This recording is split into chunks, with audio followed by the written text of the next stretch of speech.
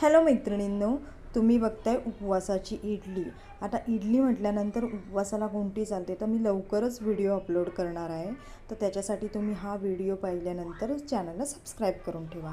तर ही इडली आहे एक स्पेशल उपवासासाठी वापरल्या जाणाऱ्या पदार्थांपासून बनवलेली, आणि त्याच्याबरोबर मी एक चटणी पण तिथे ठेवलेली आहे। तर ती चटणी कोणती आहे, तर चटणी मी सांगते आहे तुम्हाला। चटणी शेंगदाण्याची आहे।